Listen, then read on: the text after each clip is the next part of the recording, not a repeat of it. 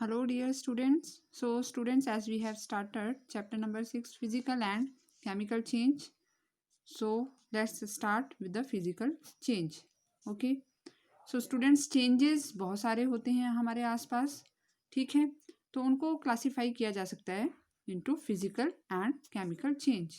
तो बच्चों, physical change क्या होता है, ठीक है, तो समझते हैं हम. सबसे पहले जान लेते हैं कि फिजिकल प्रॉपर्टीज़ क्या हैं, ठीक है. The properties such as shape, size, color and state of a substance are called physical properties. तो बेटा फिजिकल प्रॉपर्टीज़ क्या होती हैं? जब किसी सब्सटेंस की शेप, ठीक है, मतलब कोई चीज़ है उसकी शेप, बाहरी जो अपीयरेंस है ना, उसको हम फिजिकल प्रॉपर्टी बोलेंगे. उसकी शेप कैसी है, साइज, ठीक है, कलर या स्टेट. स्टेट क्या है? Solid, liquid, gas. ठीक है, कि सॉलिड है, लिक्विड है, गैस. वो फिजिकल प्रॉपर्टीज़ हैं किसी भी सब्सटेंस की, ठीक है, तो उनको हम फिजिकल प्रॉपर्टीज़ बोलते हैं. तो जब इन फिजिकल प्रॉपर्टीज़ में ही चेंज हो, कोई नई चीज़ ना बने, सिर्फ इन फिजिकल प्रॉपर्टीज़ में ही चेंज हो, वेदर शेप में चेंज हो जाए, साइज में चेंज हो जाए, कलर में चेंज हो जाए, स्टेट में चेंज हो जाए, ठीक है, तो उसको हम बोलते हैं फिजिकल चेंज. सो किस तरह से डिफाइन करेंगे? Let's see. A change in which only the physical properties of any substance get changed. Only physical properties changed, not a new substance is formed. ठीक है, याद रखने वाली बात है कि कोई नई चीज नहीं बनेगी. These are called physical change. ठीक है, so let's understand the physical change by some activity. So students, take a piece of paper, okay, cut this paper into squares. आप इस पेपर के स्क्वेयर्स बनाइए, बड़े और फिर और छोटे जितने कर सकते हो, ठीक है. अब इसमें देखो चेंज क्या आया. पहले तो फुल पेपर था, ठीक है, पेपर का पीस है हमारे पास, स्क्वेयर, बड़ा स्क्वेयर है.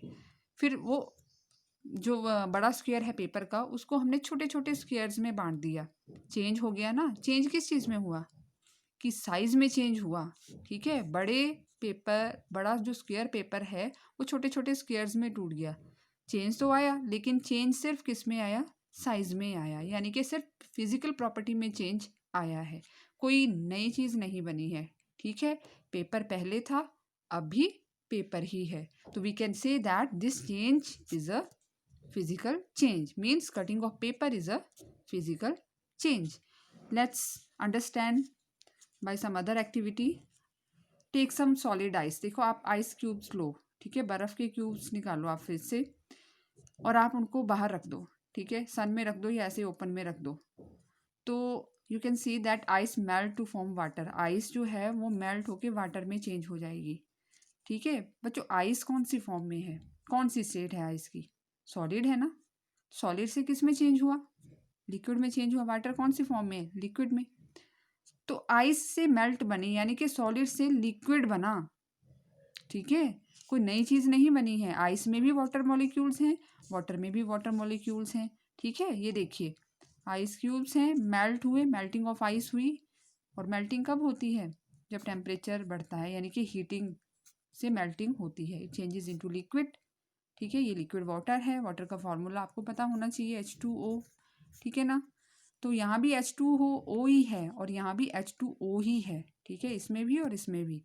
चेंज सिर्फ फिजिकल प्रॉपर्टी में आया है, यानी कि स्टेट में चेंज आया है. ठीक है, सॉलिड से लिक्विड बना, कोई नई चीज़ नहीं बनी है. अगर इसको बैक करना चाहे ना, तो अगर वाटर को जो है फ्रिज में रखें, फ्रीजिंग हो जाए वाटर की, यानी कि कूलिंग हो जाती है, तब ये it again changes into solid form, that is ice. ठीक है, यानी कि रिवर्स भी कर सकते हैं. तो एक और पॉइंट हमारे पास आया है, 2 पॉइंट हमारे पास आए हैं. एक तो फिजिकल चेंज में कोई नई चीज़ नहीं बनेगी, ठीक है, और ये रिवर्स भी हो सकता है. अब रिवर्स हो सकता है तो थर्ड पॉइंट क्या आता है हमारे माइंड में? कि ये टेम्परेरी है, परमानेंट नहीं है. क्योंकि जो रिवर्स हो रहा है तो वो परमानेंट कैसे हो सकता है? ठीक है, तो आई बात समझ. तो these are the physical changes. ठीक है, जिसमें कोई नई चीज़ नहीं बनेगी, रिवर्स हो सकता है, टेम्पररी है. ठीक है बच्चों, कुछ और एग्जांपल्स दिए हैं. ठीक है, आप भी लिस्ट बनाइए ऐसे कुछ एग्जांपल्स की जो फिजिकल, जिसमें फिजिकल चेंज हो रहा है. स्ट्रेचिंग ऑफ रबर बैंड है या स्प्रिंग है, स्प्रिंग को स्ट्रेच करें या रबर बैंड को. सोचो अब, रबर बैंड को या स्प्रिंग को जब स्ट्रेच करते हैं तो उसके साइज़ में ही चेंज आता है ना फोर्स लगाने से। अगर हम फोर्स को रिमूव कर दें तो again it changes into its original size, उसी फॉर्म में आ जाएगा, फिजिकल चेंज है। Grinding of substance, expansion and contraction of substance on heating and cooling. अगर कोई सब्सटेंस को हीट करें ना, हम किसी को, बहुत सारे सब्सटेंस ऐसे होते हैं जो हीट करने पर एक्सपैंड करते हैं और कूलिंग होने पर वो कॉन्ट्रैक्ट करते हैं, अपने उसी फॉर्म में आ जाते हैं, ठीक है। तो इस कंडीशन में भी फिजिकल चेंज है, ठीक है ना बच्चों। मेल्टिंग ऑफ वैक्स है, वैक्स पिघलता है, ठीक है, तो लिक्विड में चेंज हुआ वो, लेकिन अगेन वो सॉलिड फॉर्म में आ जाएगा फिर, जैसे आइस में हमने देखा, ठीक है। फॉर्मेशन ऑफ क्लाउड्स है, क्लाउड्स बनना भी फिजिकल चेंज है, क्योंकि क्लाउड्स में क्या है, कंडेंसेशन होती है, रेन ड्रॉप्स ही होती हैं, ठीक है, कोई नई चीज़ तो नहीं बन रही है।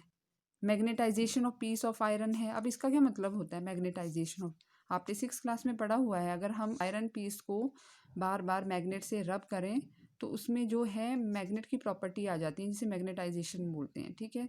तो लेकिन कुछ ही सेकंड के लिए होता है, परमानेंट नहीं है वो कि आयरन मैग्नेट ही बन जाएगा, ठीक है। चेंज तो हुआ लेकिन कैसा है, टेम्पररी है, मीन्स फिजिकल है, ठीक है। Hammering of metals to form thin sheets. अब जो मेटल्स है ना, उनकी पतली पतली चादरें बनाई जाती हैं, ये प्रॉपर्टी है मेटल की, ठीक है।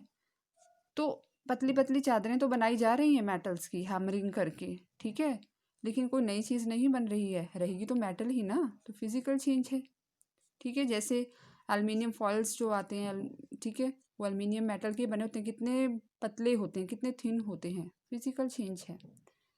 Stretching metals to form wires, again physical change. How, metals जो हैं ये प्रॉपर्टी होती है, ठीक है, जिसको डक्टिलिटी बोलते हैं, तो इसमें भी स्ट्रेच करके जो है मेटल्स की वायर्स बनाई जा सकती हैं, लेकिन बट रहेगी मेटल ही, जैसे कि कॉपर मेटल जो होती है, जो तारें होती हैं ना बिजली की, ठीक है, ब्राउन ब्राउन जो आपने देखी, बहुत बारीक बारीक तारें होती हैं, इलेक्ट्रिक वायर्स जो होती हैं वो कॉपर मेटल की होती हैं। तो भाई हैं तो वो कॉपर ही ना, लेकिन चेंज आया है सिर्फ किसमें, उसके साइज में, बहुत पतली कर सकते हैं जितना चाहें, ठीक है। तो बच्चों समझ आया physical change. So let's understand more. चलो करेक्टरिस्टिक समझते हैं। करेक्टरिस्टिक यहीं से समझ आ गए होंगे आपको।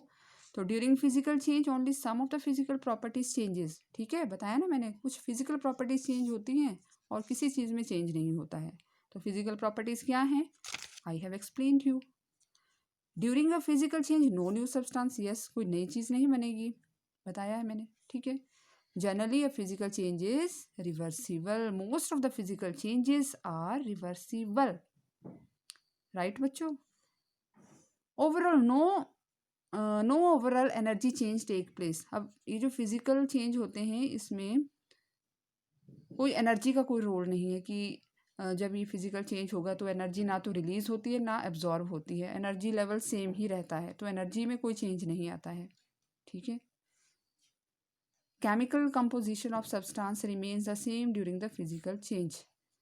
जो चीज़ पहले थी ना, प्रॉपर्टी में कोई चेंज नहीं आएगा, जो केमिकल कंपोजिशन पहले है उस सब्सटेंस का बाद में भी वही रहेगा, ठीक है। जैसे चलो वाटर का समझते हैं, आइस से वाटर बनाना रहेंगे तो वाटर के मॉलिक्यूल्स ना, केमिकल कंपोजिशन तो सेम ही रहेगा, सिर्फ स्टेट में चेंज आया है। तो chemical composition remains the same during a physical change, ठीक है बच्चों। तो आज हमने किया फिजिकल चेंज, फिजिकल चेंज क्या होता है, ठीक है। और एग्जाम्पल सोचिए फिजिकल चेंज के, you can write these examples in your notebook, okay. Next topic is chemical change which we will study later on. Thank you.